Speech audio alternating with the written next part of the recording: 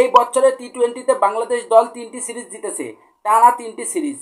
তাতে শ্রীলঙ্কার সঙ্গে 2-1 ব্যবধানে জয় এবং পাকিস্তানের সঙ্গেও 2-1 ব্যবধানে জয়। আর এছাড়াও নেদারল্যান্ডের সাথে 2-0 ব্যবধানে সিরিজ জিতেছে। তারপরে কিছু একদল লোক বলছে নাকি বাংলাদেশ নাকি টি-20তে ভালো খেলতে পারে না। আরে ভাই, বাংলাদেশ যদি টি-20তে ভালো না খেলতে পারে তাহলে এইগুলো সিরিজ কেমন করে জিতলো? নেদারল্যান্ড দুর্বল দল হলেও পাকিস্তান এবং শ্রীলঙ্কা তো আর দুর্বল দল না, যেখানে শ্রীলঙ্কার দেশের মাটিতে শ্রীলঙ্কাকে সিরিজ হারিয়েছে। এর স্বপ্ন নিয়ে এবারের এই এশিয়া কাপে বাংলাদেশ দল ভালো কিছু করার উদ্দেশ্যে খেলতে গিয়েছে। এর মধ্যে বাংলাদেশ দলকে নিয়ে উল্টাপাল্টা কিছু আপত্তিকর মন্তব্য ছড়াচ্ছে ক্রিকেট বিশেষজ্ঞরা। বাংলাদেশ নাকি এশিয়া কাপে প্রথম রাউন্ডের ম্যাচগুলোর থেকেই নাকি বিদায় নেবে। বাংলাদেশ যদি প্রথম রাউন্ড থেকেই বিদায় নেয় তাহলে শ্রীলঙ্কা, আফগানিস্তান, ইউএস এদের মতন দল তারা দ্বিতীয় রাউন্ডে কেমন করে খেলবে? যেখানে বাংলাদেশ এই বছরে শ্রীলঙ্কাকে হারিয়েছে, পাকিস্তানকে হারিয়েছে, বড় বড় দুটি দল।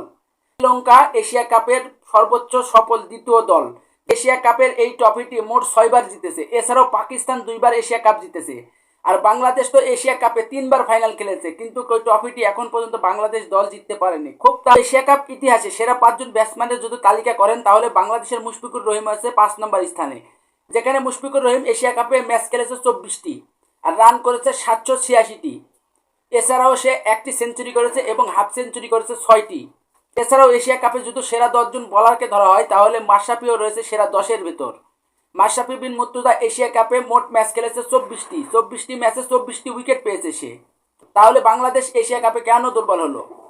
আর এশিয়া কাপের ইতিহাসে বাংলাদেশ তো 3 বার ফাইনাল খেলেছে, যেখানে আফগানিস্তান, ইউএস এর মতন দলেরা এরা তো খেলতেই পারেনি ফাইনাল। তারপরেও বাংলাদেশকে নিয়ে উল্টাপাল্টা কমেন্ট করে যাচ্ছে কিছু ক্রিকেট বিশেষজ্ঞরা।